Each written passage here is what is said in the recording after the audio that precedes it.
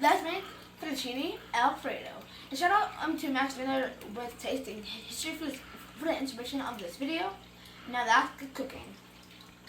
Okay guys, I salted the water since this is essential, since it's the right way to cook pasta. Since it's boiling, I'm going to be adding on your fettuccine. Right here. Like that. And then cook it to a perfect al dente. Of course, after you lower the heat, and wait until it becomes a perfect al dente. And then you take it out and put it inside a mixing bowl for the mixing part. But I'll have to get on that later. Guys, and to prep the bowl, you need these ingredients: freshly grated Parmesan cheese. I'm with freshly grated black pepper. With a lot of butter and Italian seasoning.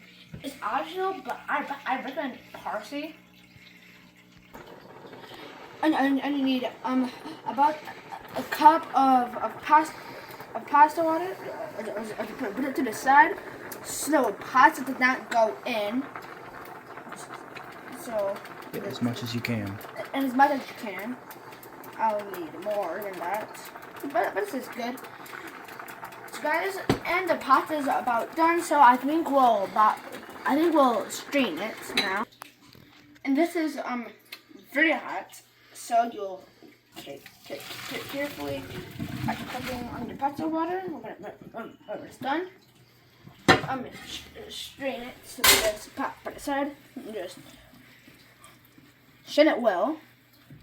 So we already have a good amount of pasta water. And after you strain it, bring it over to the big mixing bowl, and add the whole stick of butter and a good amount of Parmesan cheese to start. Toss like a salad.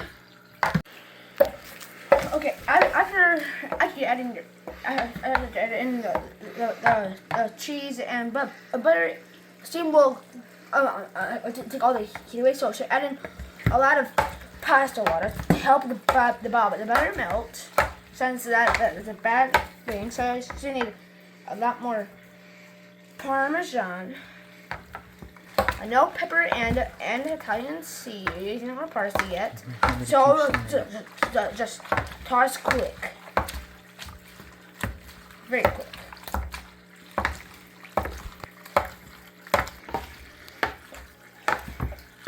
I think we added a little bit too much butter, but it'll still be very cheesy and flavorful.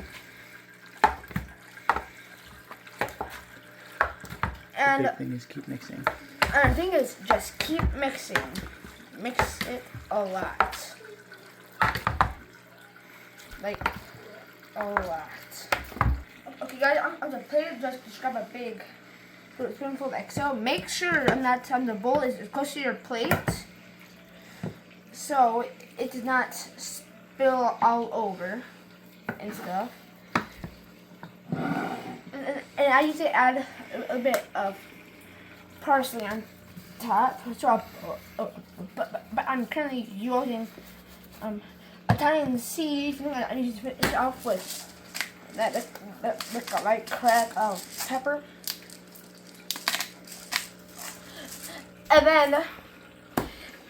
And that's how I made a delicious Alfredo. And shout out to Max Miller tasting history. Go check out his video. And that's it. And thanks for watching. Like and subscribe. And thanks.